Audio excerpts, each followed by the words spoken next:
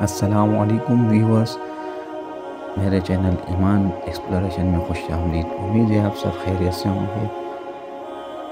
بخاری شریف کا جو سلسلہ شروع کیا تھا اس کی حدیث نمبر 14 ہے۔ بسم اللہ الرحمن الرحیم۔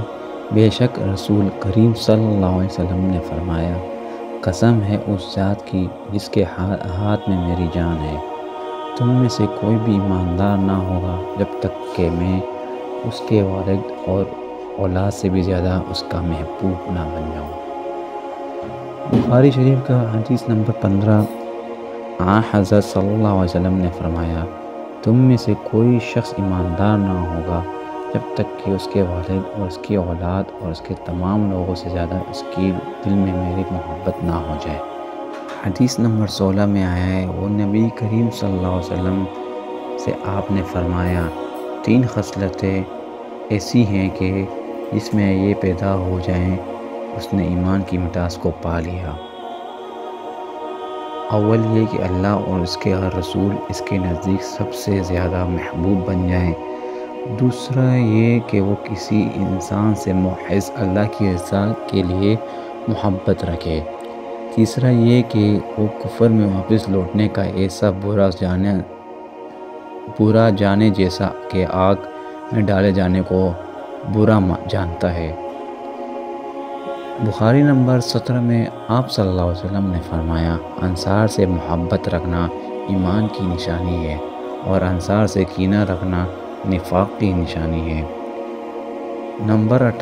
حدیث نمبر 18 میں بخاری کی، عبادہ بن صامت رضی اللہ تعالیٰ عنہ جو بدر کی لڑائی میں شریک تھے اور لیلۃ العقبہ کے 12 نقیبوں میں سے تھے، فرماتے ہیں کہ رسول اللہ صلی اللہ علیہ وسلم نے اس وقت جب آپ کے گرد صحابہ کی ایک جماعت بیٹھی ہوئی تھی، فرمایا کہ مجھ سے بیعت کرو اس بات پر کہ اللہ کے ساتھ کسی کو شریک نہ کرو گے، چوری نہ کرو گے، زنا نہ کرو گے، اپنی اولاد کو قتل نہ کرو گے اور نہ عمدن کسی پر کوئی ناحق بہتان باندھو گے اور کسی بھی اچھی بات میں یعنی خدا کی نافرمانی نہ کرو گے۔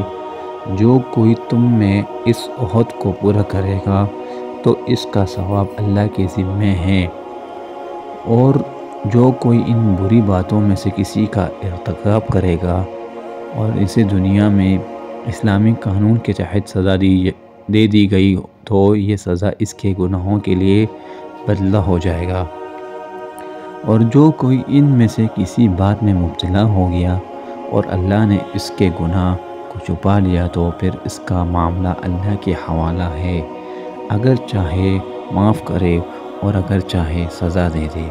وہ وعدہ کہتے ہیں کہ پھر ہم سب نے ان سب باتوں پر آپ صلی اللہ علیہ وسلم سے بیعت کر لی۔ بخاری شریف کی حدیث نمبر 19 میں رسول اللہ صلی اللہ علیہ وسلم نے فرمایا، وہ وقت قریب ہے جب مسلمان کا سب سے عمدہ مال اس کی بکریاں ہوں گی، جن کے پیچھے وہ پہاڑوں کی چوٹیوں اور برساتی وادیوں میں اپنے دین کو بچانے کے لیے بھاگ جائے گا، اور اس بات کا ثبوت کہ معرفت دل کا فعل ہے، اس لیے کہ اللہ تعالیٰ نے فرمایا ہے، لیکن اللہ گرفت کرے گا اس پر جو تمہارے دلوں میں ہوگا۔ بخاری شریف کی حدیث نمبر 20 میں رسول اللہ صلی اللہ علیہ وسلم نے لوگوں کو کسی کام کا حکم دیتے ہوئے تو وہ ایسا ہی کام ہوتا جس کے کرنے کی لوگوں میں طاقت ہوتی۔ اس پر صحابہ رضی اللہ عنہم نے عرض کیا کہ یا رسول اللہ، ہم لوگ تو آپ جیسے نہیں ہیں، آپ تو معصوم ہیں اور آپ کی اللہ پاک نے اگلی پچھلی سب لغزشیں معاف فرما دی ہے، اس لیے ہمیں اپنے سے کچھ زیادہ عبادت کرنے کا حکم فرمائیے۔ یہ سن کر آپ ناراض ہوئے، حتیٰ کہ خفگی آپ کے چہرہ مبارک سے ظاہر ہونے لگی۔ پھر فرمایا کہ بے شک میں تم سب سے زیادہ اللہ سے ڈرتا ہوں اور تم سب سے زیادہ اسے جانتا ہوں، بس تم مجھ سے بڑھ کر عبادت نہیں کر سکتے۔ آپ صلی اللہ علیہ وسلم کی حدیث کا مفہوم ہے، اللہ اس شخص کے چہرے کو تر و تازہ رکھے گا جس نے حدیث سنی اور دوسروں تک پہنچائی۔ آپ سب سے گزارش ہے کہ آپ جو ہے نا میرے میرے جو ویڈیوز ہیں وہ لوگوں تک پہنچائیں۔ اس کو لائک کریں، شیئر کریں اور سبسکرائب کریں۔ ملتے ہیں نیکسٹ ویڈیو میں نیکسٹ حدیث کے ساتھ، تب تک کے لیے اللہ حافظ، اور میرے ہیلپ کریں اس چینل کو گرو کرنے میں۔